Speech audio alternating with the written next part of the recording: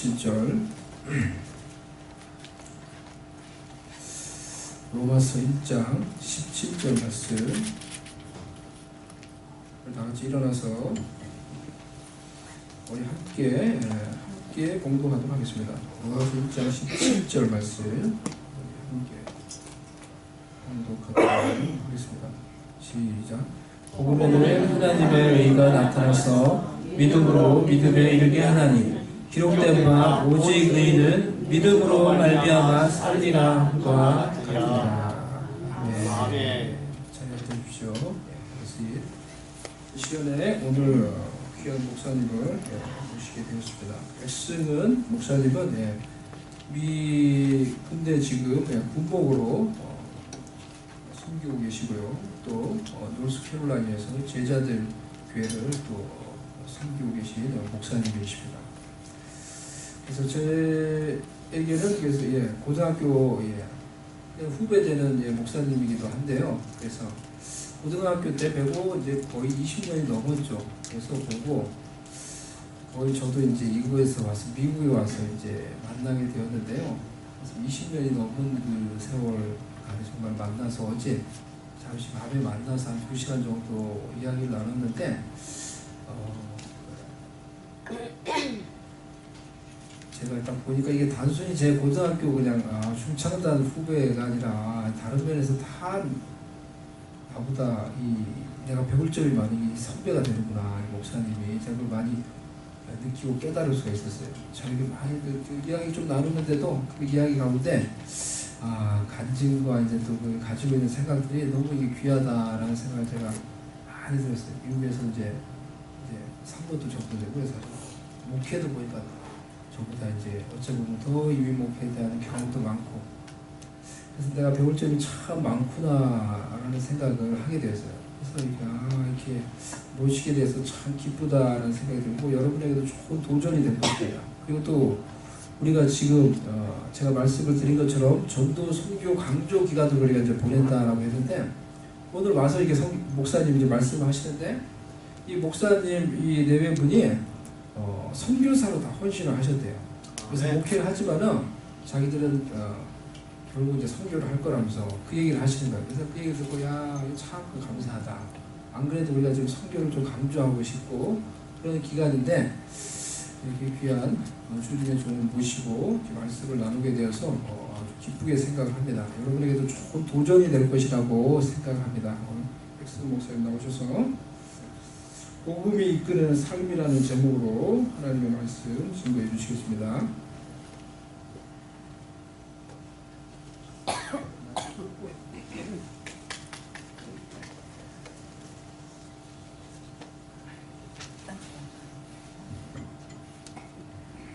만나서 반갑습니다.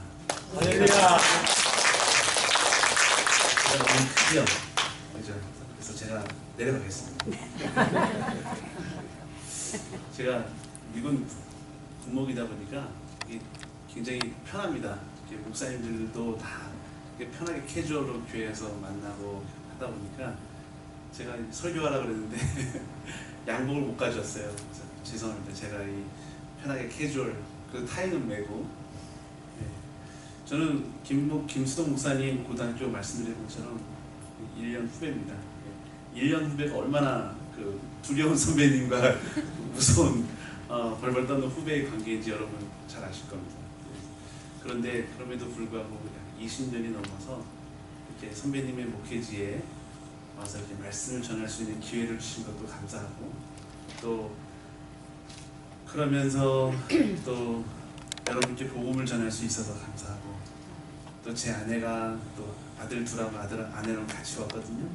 지금 1살, 3살이어서 예배 방해될까봐 제 아내가 저기 다른 방에 가 있는 걸로 알고 있습니다. 그러면서 오늘 여러분께 제가 최근에 가장 깨닫고 제가 가장 귀하게 여기고 그리고 하나님께서 새로 저희에게 은혜를 주신 것을 새롭게 추스려서 제가 말씀을 전하고 가겠습니다. 얼마나 오래가 될지는 모르겠지만 하나님의 은혜를 따라서 한번 가보도록 하겠습니다. 저는 제 아버지, 할아버지가 다 목사님이십니다. 다 개척을 하셨고요. 그래서 3대로 목사고 육대로 내려가는 신앙의 집안에서 자라고 컸습니다.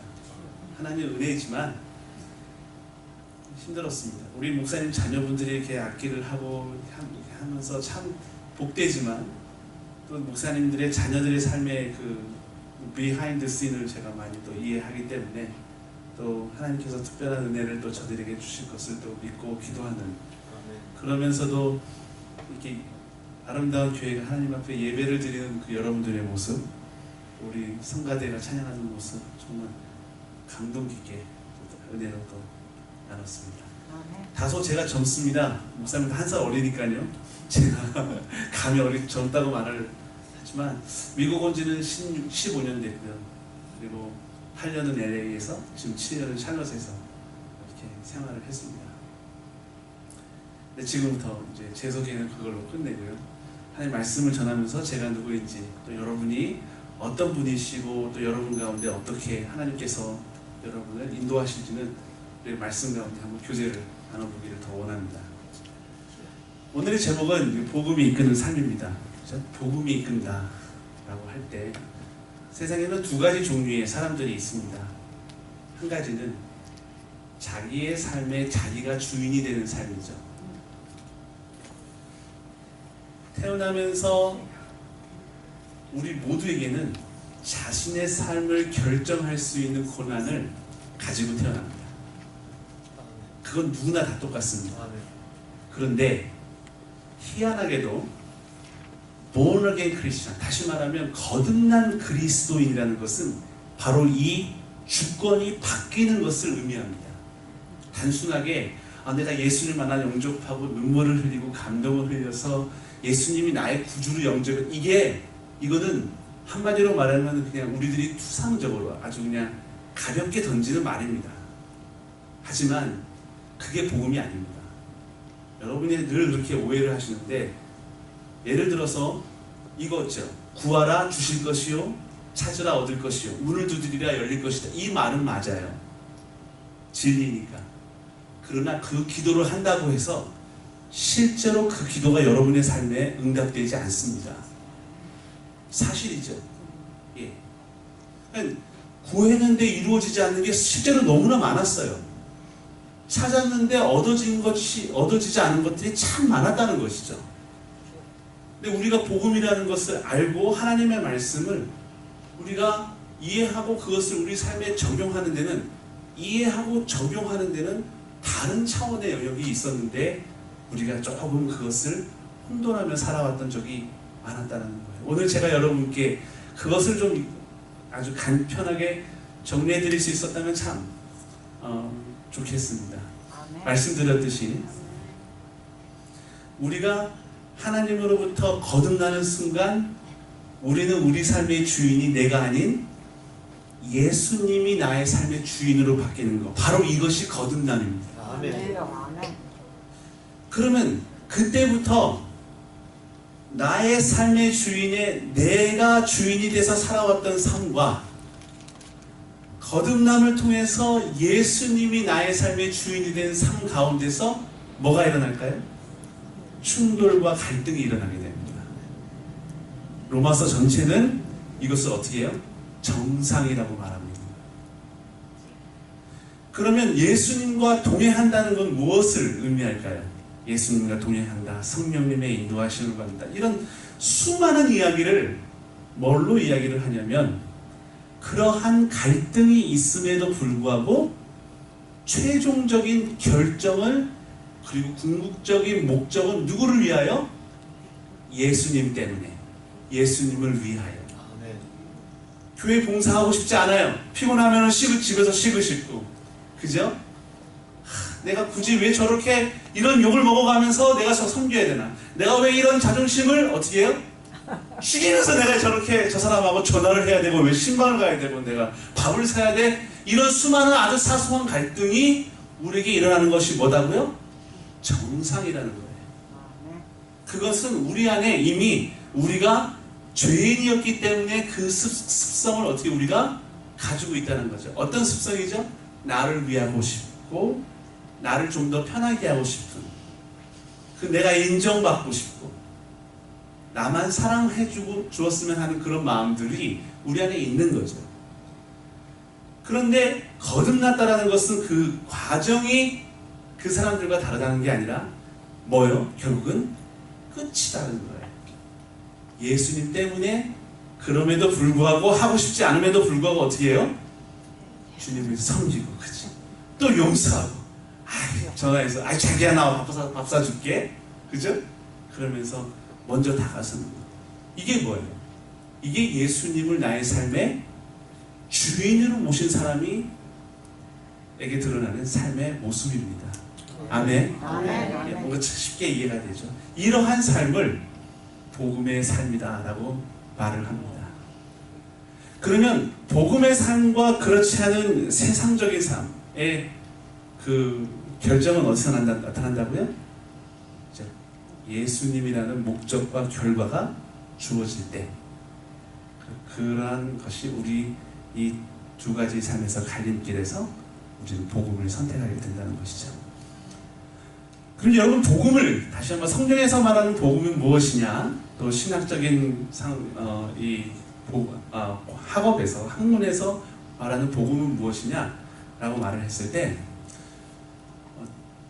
제가 할게요. 제가 이렇게 적혀 있어요. 복음이라는 것은 예수님과 예수님의 삶, 그리고 예수님의 가르침을 의미한다. 그러니까 복음이라는 것은 예수님이에요. 굿뉴스지만 그 굿뉴스가 여러 가지 굿뉴스가 있는데, 그것을 다 추서를 봤더니 복음이 무엇입니까? 그러면 여러분 어떻게 얘기한다고요? 세 글자? 예수님. 그러면 여러분은 복음을 아십니까? 복음을 증거하자, 복음 때문에 여러 복음 이야기하는데, 그럼 여러분은 복음이라는 것을 전하고 복음이라는 것을 드러낼 때 누구를 제일 먼저 알고 확실하게 알아야 되겠죠? 예수님에 대해서 알아야 돼요. 예수님에 대해서 알지 못하면 복음을 모르는 것이죠. 그러니까 복음을 어떻게 하느냐? 지식적으로 알고 어떻게 해요? 경험해야 되는 거죠. 그랬을 때 내가 그 예수님을 어떻게 해요? 안다라고 말을 합니다. 그죠? 그렇잖아요, 권사님, 집사님들. 내가 무슨 어느 사람에 대해서 오해하는 말을 해요. 그죠? 근데 권사님이 아주 지금 가장 친하잖아요. 무슨 소리야! 내가 그 사람을 얼마나 내가 잘 아는데. 내가 잘 알고 그 사람을 경험했기 때문에 그 사람에 대해서 내가 확신하게 이야기해 줄 수 있는 거예요. 모르면 뭐하게 돼요? 항상 오해하게 돼 있어요. 예수님에 대해서 풍성하게 아는 지식과 경험이 풍성해지기를 축복합니다. 아멘. 네. 그러니까 복음이란 그 내용을 봤더니 이거예요. 복음이란 건 뭐냐? 영혼을 구원하고 구원받는 영혼이 하나님의 자녀됨을 지속하여 알도록 하고, 하나님 나라의 일꾼으로서 이 세상에 사는 동안 소금과 빛의 삶을 드러내게 해서 하나님을 영화롭게 하고 많은 열매를 맺게 한다. 이게 복음에 대한 내용인데요. 이게 뭐냐면 예수님께서 이 땅에 오셔서 우리를 위해서 내가 이렇게 이것을 위해서 왔다, 나는 이것을 하고 싶다, 내가 너에게 원하는 것은 이거다라고 말씀하신 거를 제가 정리해 놓은 것 뿐이에요. 그러니까 여러분이 인생의 목적이 뭐냐면 구원에서 시작해서 이 복음의 역할은 우리를 구원하고 궁극적인 목적은 뭐예요? 삶에서 열매를 맺는 거예요. 그러니까 복음을 모르는 사람의 성공의 마지막은 성공과 행복이에요. 그치? 세상 사람들은요, 성공과 행복을 위해서 인생을 열심히 살아갑니다. 그러나 복음의 사람은 뭘 위해서 살아가죠? 열매를 위해서 살아갑니다. 아멘. 그러니까 복음은 우리로 하여금 뭐를 맺게 한다?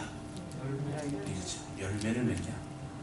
이게 우리 예수님을 믿는 사람, 복음을 알고 있는 사람, 복음을 경험한 사람들의 인생의 목표가 바뀌는 것이죠. 성공과 행복에서 어떻게 해요? 열매를 맺는 사람. 이 요한복음 15장에 나는 포도나무요 너희는 가지다. 그러면서 그 열매에 대한 얘기를 하면서 너희가 열매를 맺는 것으로 인해서 내가 너가 누구인지를 어떻게 하겠다? 알 것이다.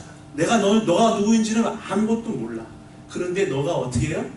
열매를 어떻게 맺는지를 통해서 너가 어떤 사람인지 알고 너의 믿음을 알고 너를 심판할 거야. 그렇게 말씀하신 거예요.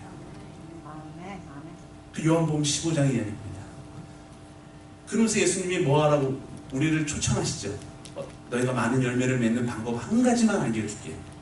나의 안에 뭐하라? 나도 너희 안에 거하리라. 열매를 내가 맺는 게 아니라 우리가 예수님 안에 거함으로 인해서 열매가 어떻게 해요? 맺어지는 겁니다. 아멘. 성공은 내가 노력하고 내가 땀을 흘려서 하는 거죠. 행복이라는 것은 내가 열심히 만들어가는 것의 결과입니다.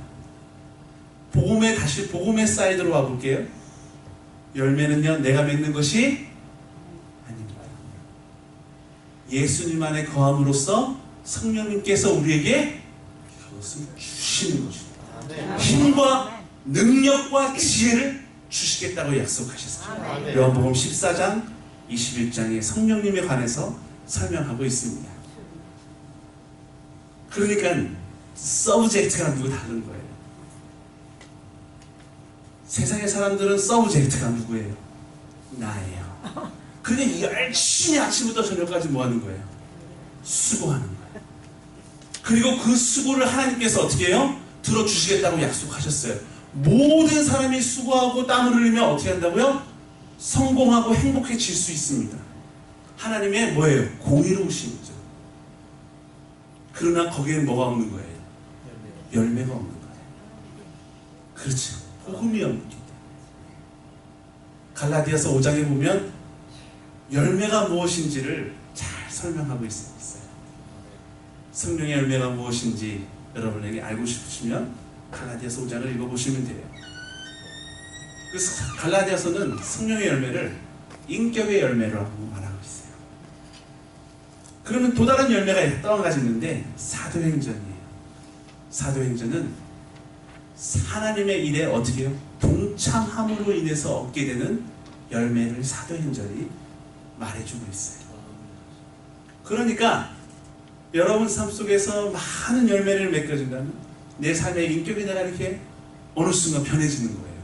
신앙생활 하다 보니까 못됐던 내가 사랑하게 되고 인내하게 되고 화평을 쫓게 되고 자비롭게 되고 충성스럽게 되고 이러한 모습들이 내 삶에 변하는 것이 어떻게 내 삶의 열매다라고 갈라디아서로 소개하고 있다는 것이죠. 자, 아시겠죠? 그럼 거기까지 우리가 잘 이해했으리라 믿습니다. 그런데 그러면 교회 안에 있는 많은 사람들이 다 복음의 사람이냐? 예. 사도 바울이 로마서를 통해서 아니라고 말하고 있죠. 교회 안에는 두 가지 종류의 신앙생활을 하는 사람이 있습니다. 하나는 복음적 그리스도인이죠. 다시 말하면 예수님을 열심히 쫓고 예수님을 따라가는 사람입니다. 또 하나 사람은 한쪽 다리는 예수님, 한쪽 다리는 어떻게 해요? 자기. 세상이 아니에요. 자기.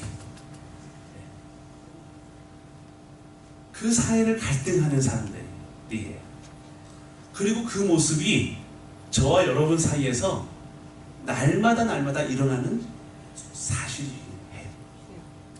그러면 이런 궁금한 게 있어요. 목사님, 만약에 목사님의 삶 속에서도 한쪽 다리를 이쪽에 걸쳐놓고 한쪽 다리를 이쪽에 걸쳐놓는다면 목사님은 그러면 여기서 말하는 율법적인 그리스도인이 아닙니까? 라는 질문을 우리가 던져볼 수 있어요.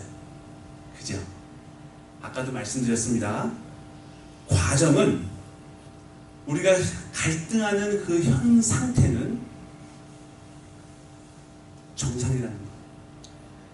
우리 안에 예수님을 쫓기 위하여, 예수님에 순종하기 위하여 일어나는 많은 갈등들은 사실은 우리가 인간이기 때문에 겪는 자연스러움이라는 거죠. 그거를 여러분 우리가 자책하거나 그거를 우리가 정죄하고 비판해서는 안 된다는 것이죠.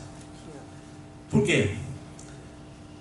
율법적 그리스도인들이 이민교회 안에서, 제가 이제 이민교회 목회 15년 차인데요. 이 이민교회 성도님들이 가장 우리 약한 부분이 있어요. 그게 뭐냐면 대단히 그 나름대로 성공하신 분들이에요. 제가 볼 때 다들 사장님이세요. 크거나 작거나 다. 저희 샬롯에는 그 세탁소 하시는 분들이 많아요. LA는 좀 더 큰 사업가들이 많았어요. 뭐 주유소를 막 11개를 하시고 뭐 세븐일레븐 막 8개 하고 뭐 이런 분들도 많이 있었어요. 뭐 의류 그 자바시장이라고 의류 시장도 크니까 막 직원들을 한 400명, 500명 동성하는 사장님도 많았어요. 근데 이분들이 다 사장님, 크거나 작거나 그 자기 운영하는 게 다 사장님이에요. 그러니까 다 오너십이 있고 자기의 파워가 있다 보니까 자기 영역에서는 자기가 어떻게 해요? 신인 거예요. 예, 신이에요. 그렇기 때문에 자아가 굉장히 강하시더라고요. 근데 그걸 리스펙트 해드리고 싶어요. 이 이민 땅에 오셔서 얼마나 수고하셨고, 그러나 없는 상황에서 얼마나 그 인내하고 참은 결과로 다들 이렇게 사시는 모습에 저는 박수를 보내드리고 싶습니다. 문제는 뭐냐면 그것이 우리의 영적 하나님과 나 사이의 관계에서 그것이 방해가 된다는 사실이에요. 무슨 말인지 아시겠죠? 그거 사실은 하나님께서 축복을 주셨어요. 여러분, 축복과 은혜의 차이가 뭔지 아세요? 축복은 우리가 하나님께 기도한 것에 대한 응답이 축복이에요. 내가 축복 많이 받았다 라고 할 때 그 사람들은요, 하나님이 내가 열심히 기도하고 주님 앞에 무릎 꿇은 그 결과예요. 그 은혜를 많이 받았다라는 말도 하잖아요. 그죠? 누가 은혜를 많이 받았다는 게 무슨 말이에요? 내가 구하지 않았는데 주시는 것이 뭐예요? 은혜예요. 값없이 주신 거예요. 그 은혜 가운데 가장 큰 은혜가 뭐예요? 예수님을 우리에게 보내주신 거예요. 우리가 구하지 않았어요, 예수님. 예수님이 필요한지도 우리는 어떻게 해요? 몰랐다는 게 우리의 문제예요. 예수님이 필요한지도 어떻게 해요? 몰랐어요. 어떻게 우리가 구원을 받아야 할지도 우리는 모르는 것이죠. 그게 우리의 상태였다라는 거예요. 그게 은혜예요. 그래서 여러분, 내가 축복 많이 받았다, 내가 은혜 많이 받았다 라고 할 때 그 개념을 좀 구분하셔서, 근데 축복을 많이 받았는데 은혜를 적게 받은 사람이 있고, 축복은 적게 받았는데 은혜를 많이 받은 사람이 있어요. 어떤 게 더 좋아요? 은혜를 많이 받은 게.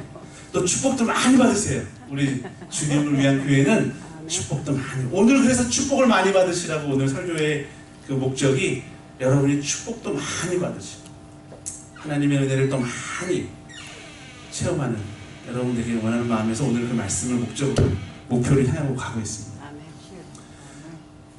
율법적 그리스도인들은 예수님을 주로 영접해서 믿음으로 살아가는 자에 일어나는 결과인데, 지속하여서 우리를 예수 그리스도께로 인도하고 그분의 성품을 담도록 해요. 예수님 믿음, 복음은요, 우리 복음을 이렇게 듣고 계속해서 말씀을 듣다 보면 우리의 인격이 변화되어 있어요. 근데 문제는 우리가 오해하고 있는 게 뭐냐면, 변화를 우리 신앙생활의 목적으로 알고 있다는 거예요. 이게 율법적 그리스도인에게 되는 아주 치명적인 지름길이에요. 그러면 이런 거예요. 우리가 신앙생활을 잘하는 사람이 이런 기준을 갖게 돼요. 봉사 안 하고 게으르고 뭔가 이렇게 공동체 생활을 잘 못하는 사람이 있어요. 그 사람이 믿음이 부족해서가 아니라 그런 성격을 가진 사람도 있고, 약간 내성적인 사람도 있고 외성적인 사람도 있고 나서기 좋아하는 사람도 있고, 다 달라요.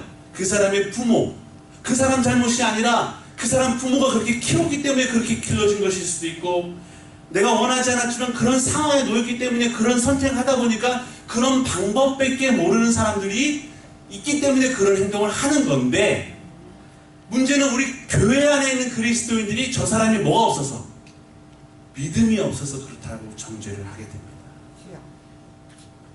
심지어는 어떻게 되냐면 저 사람은 믿지만 구원을 뭐예요? 받지 못할 거라고 얘기도 합니다. 믿는 사람들이 그렇습니다. 그게 뭐예요? 바로 율법적인 그리스도인이에요.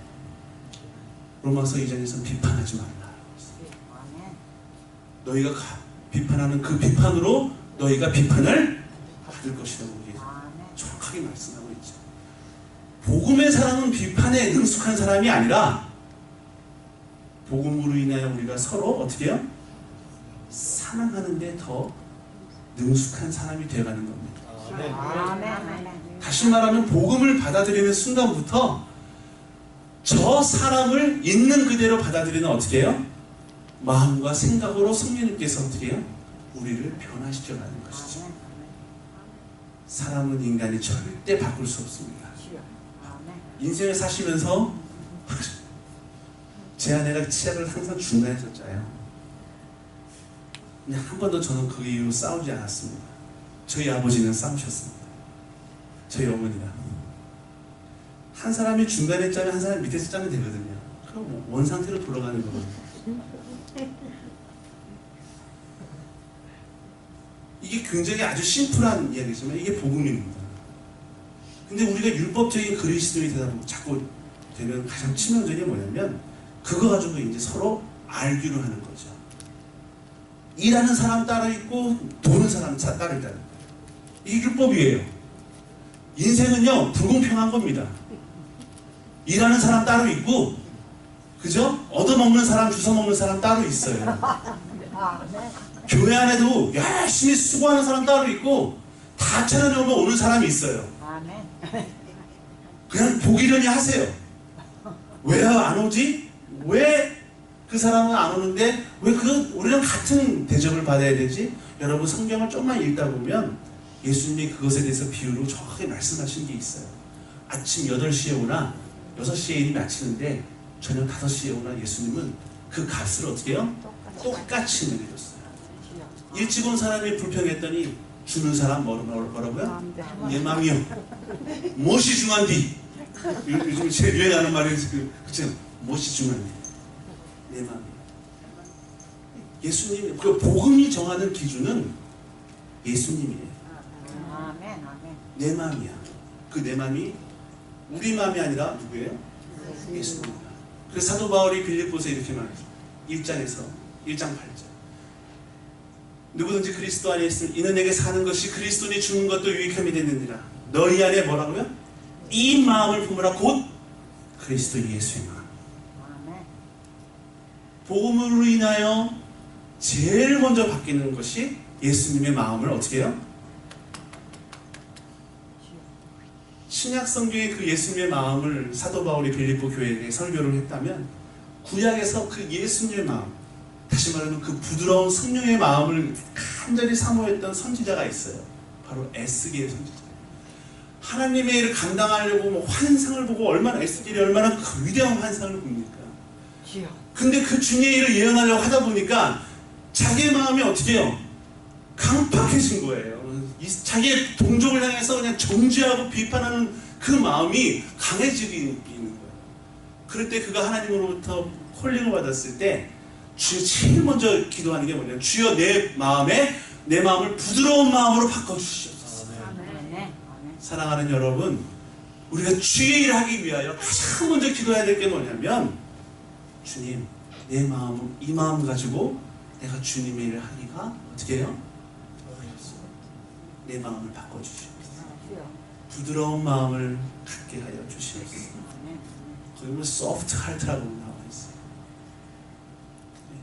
그 에스겔 선지자도 그렇게 기도하고 있었어요.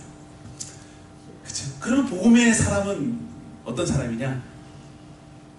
다른 사람들의 신앙생활과 다른 사람들의 어떤 그런 모습에 관심이 있는 것이 아니라 복음은 그 복음 자체에 집중, 복음의 사람은 복음 그 자체에 집중합니다. 그 말은 뭐냐면 예수님에게 포커스가 되어 있어요. 그 예수님한테만 그냥 마음과 생각이 어떻게 해요? 고정되어 있는 거예요. 자, 예수님이 가버나움이라는 곳에 특별한 마음이 있었어요. 그래서 그가버나움을 예수님이 특별하게 방문을 했고, 그 가버나움이라는 곳은 참 못 사는 사람들이 사는 동네였어요. 근데 그 곳에 마르다하고 마리아가 살고 있었어요.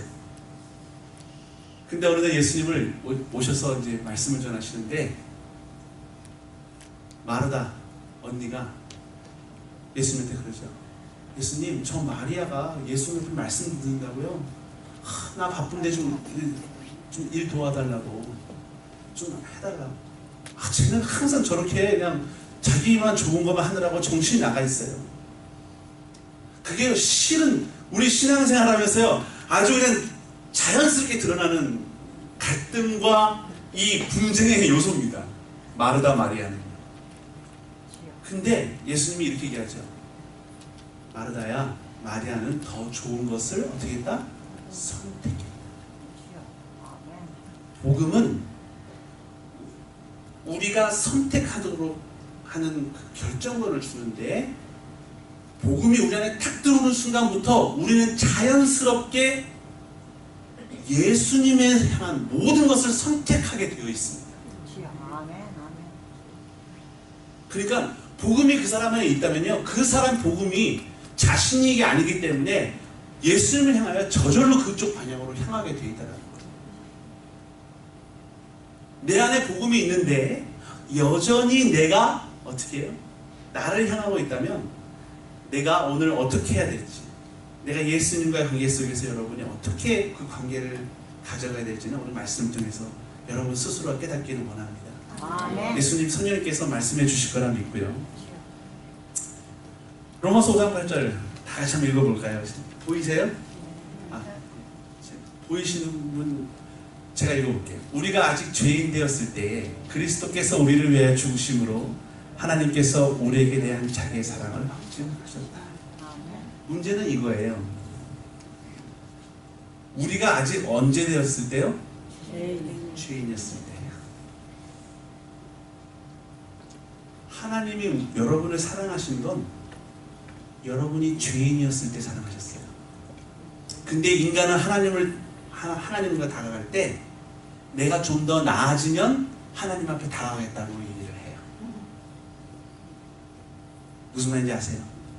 하나님, 내 형편이 좀 더 나아지고 나서요, 하나님, 내가 좀 자식들 키우고 나서요, 내가 좀 더 11조를 더 낼 그런 타이밍 비즈니스가 좀 더 잘 되고 나서요, 여러 가지 이유를 통해서 하나님하고 나가는 시간을 어떻게 해요? 내가 결정하겠다라는 거예요. 가만히 계세요. 내가 결정해서 나갈 테니까. 좀 가만히, 모르면 좀 가만히 계세요. 이거 자녀들이 많이 그러잖아요, 그들한테. 저도 그냥 제 3살, 1살짜리가 나중에 그러면 어떻게 해요? 속상할 건지, 제가 이럴 때 어떻게 해야 되지? 가만히 안 둔다는 거예요. 그죠? 네.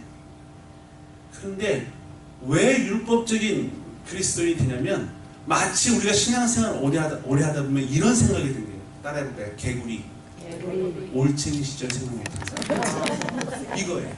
마치 내가 의로워서 예수님이 나를 구원해줬다라는 생각으로 이 착각을 하게 됩니다. 신앙생활을 오래 하게 됩니다. 그래서 교회 가서 정지하기 시작해요. 쟤는 왜 예배 시간에 5분씩 맨날 늦어? 저 사람은 11조를 냈는데 왜 그로스로 안 내고 네트로 내고 있어? 특히 뭐 이런 거죠, 그죠? 네트로 내나 크로스로 내나 예수님 앉아서 축사하시고 기도해 주시면 그죠? 5,000명이 너무 먹고도 남음이 있다라고 했는데, 뭐가 부족한 거야? 우리의 기도가 부족한 것이지 크로스와 네트가 중요한 게 아니에요. 예수님이 거기에 안수해 주시느냐. 두세 사람이 내 이름으로 모신 곳에 내가 너희와 어떻게 해요? 예수님이 함께 있는 것이 중요한 것이지 두세 사람이 중요한 게 아닌 거죠. 복음은 그렇게 향하고 있어요. 근데 우리 구역은 3명, 저 구역 5명인데 왜 우리 구역은 이렇게, 그죠? 이게 율법적인. 그러니까 우리가 아직 죄인 되었을 때 그리스도께서 우리를 사랑하시기로 했어요. 그렇게 하면 하나님이 어떤 기대를 하시고 사랑하셨을까요? 내가 저희들을 위하여 내가 사랑하고 내 사랑하는 아들을 예수 그리스도 십자가에 못 박혀 죽게 하면 아마 저희들이 나를 뭐 할 거야? 사랑할 거야. 그 기대를 가지고 어떻게 해요? 이런 무시무시한 결정을 한 거예요. 영어로 보면 they made love라고 해요. may는요 추측이에요. 하나님이 우리를 may 하신 거예요. 확신하지 않으셨어요. 그렇기 때문에 여러분이 하나님 앞에 실패해도 괜찮아요. 낙심하고 상처 입고 좌절해도 괜찮아요. 뭐요? 하나님께서 만약 여러분이 완벽하실 걸 확신하시고 구원하셨다면 우리는 어떻게 해요? 다 심판을 받는 거예요. He may. 여전히 우리는 죄를 지을 수 있고 하나님 앞에 예배드리면서 다른 한쪽으로는 음란하고 악한 생각을 할 수 있는 것이 뭐예요? 우리예요. 그것이 우리라는 것을 우리가 어떻게 인정해야 돼요. 아무리 우리가 좋은 옷, 예쁜 옷을 입고 있어도 저 문 앞을 나서는 순간 우리는 어떻게 해요? 전혀 다른 행동을 할 수도 있다라는 생각을 우리가 인정해야 돼요. 그것이 복음이에요. 그러지 않으면 우리는 율법적인 그리스도인이 됩니다. 율법적인 그리스도인이 누구였습니까? 유대인과 서기관과 바리새인들이었죠. 예수님의 천적이었습니다. 독사의 자식들이었죠. 그죠? 400년 동안은 예수님이 오실 것을 기다렸던 사람들이었어요. 근데 예수님이 나타났는데도 그 사람들은 어떻게 여전히 예수님 메시아를 뭐했어요? 기다렸어요. 자기 생각으로 어떻게 해요? 가득죠. 내 기준의 메시아는 이렇게 올 수가 없다. 어떻게 내 기준의 메시아가 사람의 몸을 입고 오느냐 이거죠. 그죠? 그게 우리 생각이에요. 오늘 그 생각에서 벗어났으면 좋겠습니다. 아멘. 예수님은 낙고처럼 가장 비극적인 비참한 장소에 오셔서 아주 비극적인 마지막을 보내시고 십자가에 달려 돌아가셨죠. 그게 우리의 구세주 예수님이십니다. 아멘. 아멘. 우리의 마지막이 설사 다른 사람들에게 좀 덜 영광스럽고 우리는 그렇게 생각하고 있어요. 내가 이쁘게 하나님께 영광 돌리면서 죽어야지. 내 인생의 마지막에 그래도 하나님 앞에 정말 의미 있게 살다 죽어야지. 여러분, 복음은 그 생각을 어떻게 해요? 내려놓으라고. 그런 생각을 갖는 것이 비판의 대상이 아닙니다. 하지만 그것은 비복음적인 생각일 수 있다는 것이죠. 그러면 뭐예요? 우리가 신앙생활을 한다면서 정말 우리 삶 속에 한두 가지를 정리해보면 너무나 많은 복음적이지 않은 요소들이 있어요. 예수님은 정말 비참하게 돌아가셨어요. 근데 우리는 어떻게 해요? 영광스럽게 죽기를 원해요. 그것이 우리의 아이러니고 우리의 모순이에요.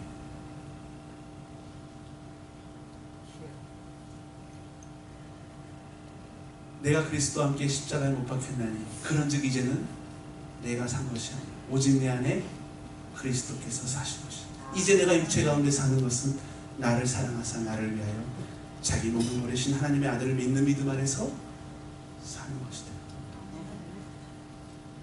내가 그리스도로 인하여 그리스도를 얻고 모든 것을 뭐로 여겼다고요? 배설물로 여김은 곧 그리스도를 얻었다라고 말하고 있어요. 이 세상의 모든 영광을 배설물로 여기는 그 결정을 하는 순간 그리스도를 어떻게 해요? 얻는데 율법적인 그리스도인은 그 영광과 그리스도를 뭐예요? 함께 얻겠다는 거예요. 그러나 성경은 그 두 가지를 다 얻을 수 없다라고 얘기합니다. 그렇죠? 그러니까 우리가요, 집사님, 권사님, 성공이나 누가 막 위대하게 됐대, 잘 됐대, 하나님의 은혜죠. 그렇죠? 그러니까 그것을 허락하시는 게 하나님께 영광 돌려야 되지, 우리 그 사람을 칭찬하면 안 됩니다. 누가 그 사람을 하버드에 보냈어요? 누가 그 사람을 훌륭하게 해서 잘 됐나요? 누가 하신 건가요? 그렇죠. 하나님이시죠. 그 모든 뒤에 역사하신 분이 누구세요? 하나님의 축복과 은혜였어요. 그렇죠. 십자가에, 근데 이제 한 가지, 이제 여기서 이제 시간이 빨리 가고 있어요. 근데 재밌나요? 잘 이해되시고 잘 따라오시죠? 자, 그럼 복음이 예수님이라 그랬고, 그러면 여러분 예수님을 이해할 때 여러분께 딱 한 가지, 어떻게 내가 How do I understand of Jesus Christ? I want to give you, 제가 한 가지 딱 그 키를 알려드릴게요. If you want to understand of Jesus Christ, you should understand what is the meaning of the cross. 이 십자가를 이해하는 사람이요, 예수님을 알게 되고, 예수님을 아는 사람은 복음을 이해하게 됩니다. 십자가를 이해하지 못하면 절대 예수님을 이해할 수가 없습니다. 복음의 결론이 뭐였어요? 예수님의 마지막이 뭐였어요? 여러분, 세상에 사람들이 살아가는 인생 가운데요, 그 사람이 과거에 실패하고 뭐했고, 여러분 그게 중요하지 않습니다. 그 사람이 어떻게 해요? 어떻게 마지막에 죽었는가? 그것이 그 사람의 일생의 모든 것을 뭐합니까? 의미짓고 결정합니다. 근데 예수님이 마지막에 어떻게 했어요? 십자가에 달려 돌아가셨어요. 인자에 온 것은 뭐예요? 섬기려 하고, 그리고 자기를 어떻게 해요? 대속물로 주기 위함입니다. 그게 뭐예요? 십자가예요. 우리가 어떤 사람을 이해하거나 어떤 그 사람에 대해서 뭐가 이렇게 describe 하려고 할 때, 우리는 그 사람에 대한 correct information을 가지고, 정확한 information을 가지고 그 사람을 이야기하지 않아요. 누가 김집사에 대해서 설명할 때 여러분이 가지고 있는 뭐를 가지고 설명을 해요? 이미지. 그 사람의 뭐예요? 이미지를 가지고 설명을 해요. 그리고 이해를 해요. 그래서 그 사람에 대해서 이미지가 나쁘면 나쁘게 얘기하는 거고요, 그 사람에 대해서 좋은 이미지를 가지고 있으면 뭐예요? 좋게 얘기하는 거예요. 그리고 내 옆에 좋은 이미지를 가진 사람이 그 사람에 대해서 좋게 얘기하면 나는 그 사람에 대해서 뭐 하는 거예요? 좋게 얘기하는 거예요. 그러니까 예수님이 오셔서 우리에게 보여주신 그 이미지가 뭐예요? 십자가였어요. 단순하게 나무 두 개가 합쳐서 만들어놓은 심볼이 아니라, 그건 예수님이 실제적으로 자기가 이 땅에 온 목적과 그 본질을 설명하고 있는 게 십자가예요. 근데 보세요, 이 복음을 모르는 사람은 이렇게 이야기해요. 십자가의 도가 멸망하는 자들에게는 뭐예요? 미련한 거예요. Stupid. Why Jesus Christ died on cross? Why? He is a son of God. Why? He made a mistake. Silly. 이렇게 얘기하는 거죠. He doesn't need it. 하지만 뭐예요? 예수님이 십자가에 달려 돌아가신 이유는 본인의 선택이 어떻게 해요? 아니었어요. 누구의 선택이었어요? 하나님 아버지의 선택이었어요.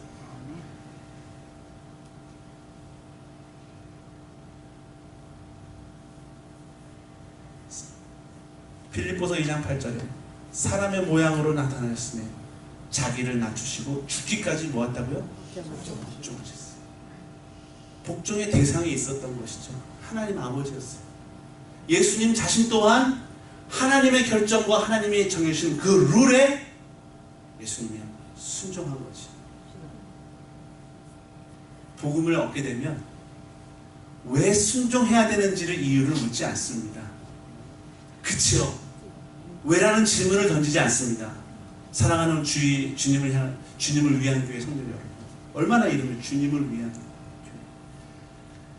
여러분에게 어떤 사명이 결정될 때 그걸 왜라고 질문을 던지면 내 안에 믿음이 없는 거예요.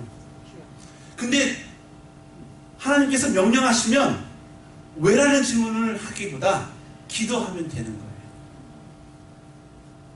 하나님은 진짜 하기 싫어요. 근데 그게 겟세마네 기도이잖아요. 그렇죠?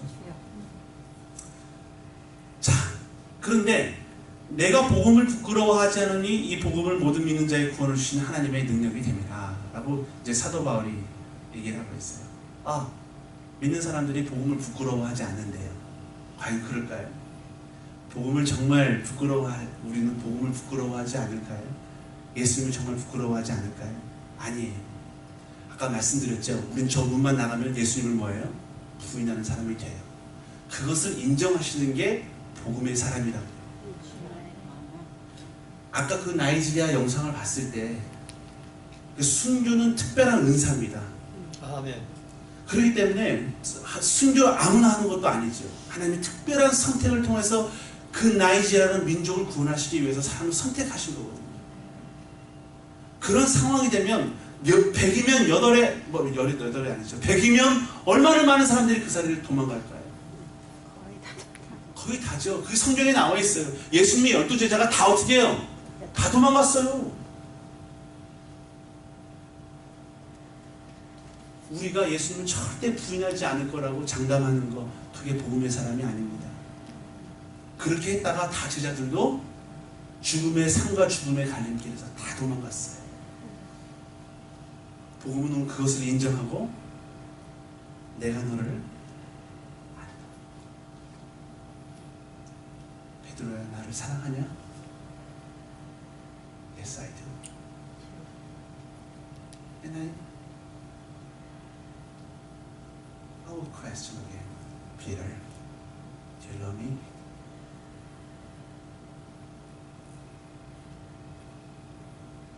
그럼에도 불구하고 복음은 예수님은 다시 어떻게 해요? 찾아오는 것이죠. 이민 생활을 하면서 우리에게 상처 주고 나를 힘들게 한 사람들이 한두 명이 아닐 거예요. 근데 내가 복음의 사람, 복음을 알고 복음을 더 깊게 이해하는 순간, 어느 순간 내가 원치 않는 전화를 하는 거죠. 말자야, 오래 얘기는 못한다. 잘 있었니? 그래, 잘 지내? 10세컨이라도 어떻게 해? 내가 먼저 뭐야? 그렇게 안 하면 내가 성령님의 뭐 하는 거예요? 왜? 내 마음이 평안하지 않는 거예요. 복음이 자꾸 내 자신을 어떻게 해요? 전하라. 네가 먼저 해. 복음은요, 먼저 예수를 만난 사람이 복음을 어떻게 하게 됐어요? 전하는 거예요. 먼저 은혜를 깨달은 사람이 하는 거예요. 그렇지 않으면 먼저 된 자가 뭐 되는 거예요? 나중 되는 거예요. 기회는 한 번 흘러간 기회는 오지 않습니다. 그죠? 하나님께서 기회 주실 때 하는 거예요. 그러면 어떻게 해요? 하나님 더 큰 은혜 주시죠. 이거 못 봐라? 그래, 너가 작은 것에 충성했으니, 순종했으니 내가 더 큰 것을 맡겨볼게. 이러면서 그 사람이 하나님에게 지속적으로 쓰임받는 거예요. 복음은 우리로 하여금 많은 열매를 맺게 한다고 그랬죠.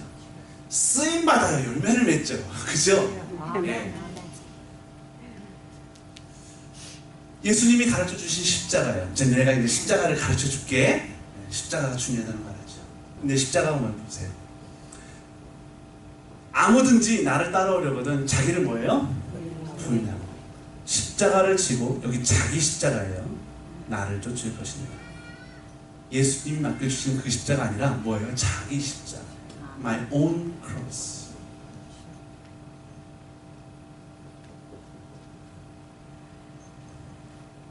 근데 십자가가 제시하는 복음의 원리는 뭐예요? 죽어야 산다는 거예요. 누구든지 제 목숨을 구원고자 하면 잃을 것이요, 누구든지 나를 위하여 제 목숨을 잃으면 찾으리라. 그러니까 십자가의 회복은 죽음이에요. 왜 죽어야 복음이 살아날까요? 복음의 가장 핵심적인 메시지는 부활이기 때문입니다. 만약 예수께서 부활하지 않으셨다면 세상에서 우리는 가장 어떻게 해요? 불쌍한 사람이라고 사도 바울은 말하고 있어요. 예수께서 죽음 가운데 부활하셨기 때문에 우리는 세상에서 가장 어떻게 해요? 존귀한 자가 되는 것이죠.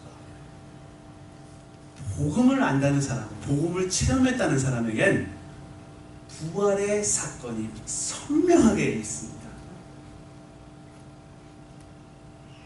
그럼 부활의 사건이 선명하게 내 삶 가운데 있었다는 건 뭘까요?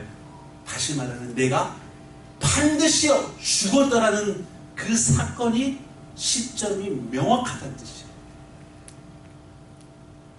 내가 죽지 않았다. 거듭나지 않은 겁니다. 내가 여전히 살아있다라는 건 뭐 하는 거예요? 죽어본 적이 없다라는 뜻이에요. 여전히 내가 살아서 있다. 내 자존심이 살아있고 내가 내 뜻이 살아있다는 것은 뭐예요? 내가 아직 안 죽었다는 사실이잖아요. 그럼 심플한 거잖아요. 그런데 한 번 죽어서 그리스도를 영접하고 복음을 통하여 부활을 경험한 사람요 까짓 건 뭐예요? 두 번, 세 번 죽는 건 쉬워요. 이 까짜것이 무엇이 중요한디? 그죠? 까짓 거. 한 번 죽어서 손해본 것 같은데 결국 시간이 지나보니까 하나님이 다 어떻게 해요? 갚아주시고 채워주시고 은혜 주셨다는 거예요. 나를 괴롭혔던 그 말자. 여기 말자 안 계시죠? 왜냐면 저를 괴롭혔던 중학교 1학년 사회선생님이 이 말자였어요. 지금도 저에게 트라우마로 남아있죠. 자,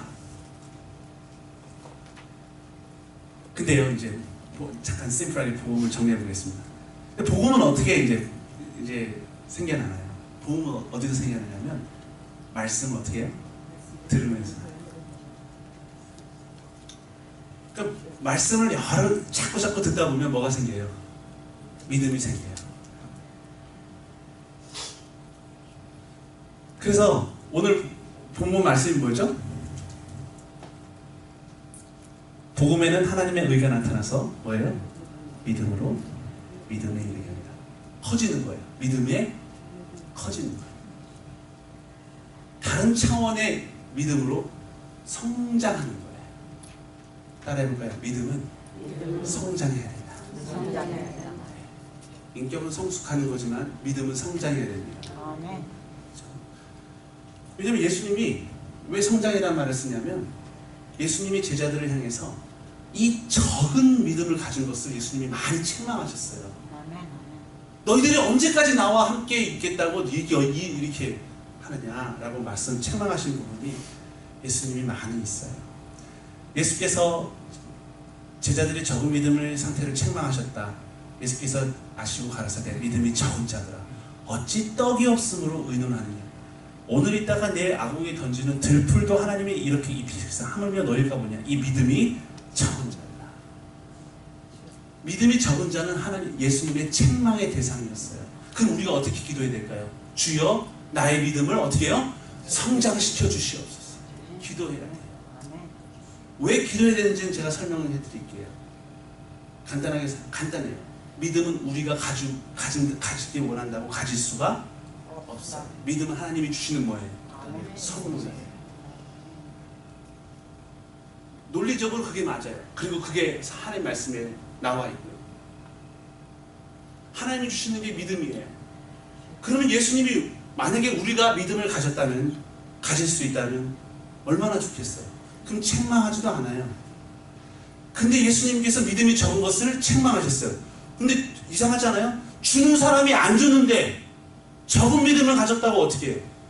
책망을 얻어요. 아니 이상하게 뭔가 아이러니해요. 그죠? 왜 조금밖에 안 주셔놓고서 왜 적다고 책망하세요? 이렇게 우리가 변명을 할 수 있는 거예요. 근데 여러분 기도가 뭐예요? 너희가 부족하거든 뭐하라? 후히 주시고 뭐예요? 꾸짖지 아니하시는 하나님께 구하라. 그리하면 뭐하라? 주시라. 너희가 얻지 못하면 뭐한다? 구하지 아니하면 까닭. 모든 하나님의 은사는 우리가 뭐할 때? 구할 때 주신다고 약속하셨어요. 그러니까 우리가 왜 믿음이 적으냐면 제자들이 큰 믿음을 달라고 뭐 하지 않았던 거예요? 구하지 않았어요. 사람은요 큰 믿음을 위해서 구하지 않습니다. 왜냐하면요 큰 믿음을 가지게 되면 뭐 하기 때문에요? 큰 순종을 하는 게 해야 되니까요. 왜? 큰 믿음을 가진 사람들 딱 지켜보니까 11조 헌금을 장난하는 게예요. 큰 믿음을 가진 사람들을 보니까 저 사람은 교회에서 살아. 큰 믿음을 가진 사람들 보니까 세상에 이런 억울한 일을 당하는 일이 없어요. 가만히 보니까 나는 비스마트해져야지. 믿음이 크면 안 되겠어. 괜히 했다가는 내가 손해봐. 웃을 일이 아니에요. 내 안에 또 다른 자아가 나한테 그렇게 말을 해요. 그리고 우리는 그렇게 거기에 순종합니다. 그렇기 때문에 믿음이 적은 상태로 평생 30년을 믿어도 믿음이 자라나지 않습니다. 내 안에 있는 너 손해봐. 내 안에 있는 자아가 그렇게 우리를 향해서 말을 하는 거예요. 우리는 그 말에 순종하는 거죠. 그렇기 때문에